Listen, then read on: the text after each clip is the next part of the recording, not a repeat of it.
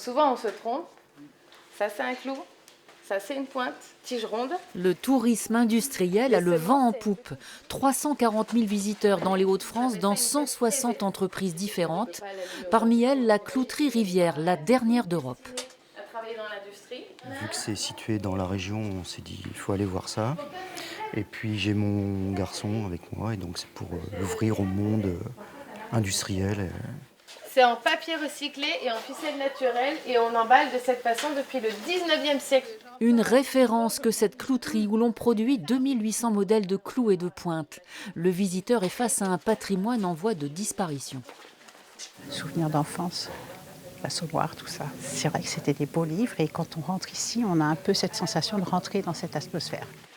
L'entreprise ne se visite pas comme un musée, mais bien en activité, réduite certes avec l'été.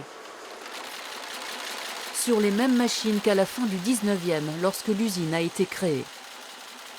Alors moi je trouve que ça permet aux gens de se rendre vraiment compte de ce qu'est l'industrie, parce que c'est vrai qu'on a du mal à s'imaginer, et ouvrir les portes, je vois bien les gens quand ils arrivent, ils ont vraiment les yeux qui s'ouvrent avec des étoiles.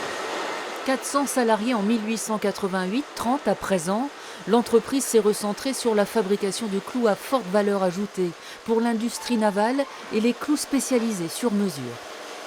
Travailler là, continuer à faire vivre le savoir-faire et surtout la manufacture française, c'est un plaisir et c'est un honneur. L'ancienneté, la beauté de la mécanique ancienne.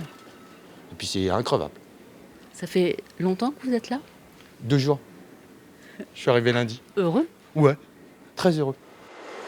Les visiteurs ne planteront plus un clou de la même manière après cette immersion dans un patrimoine bien vivant.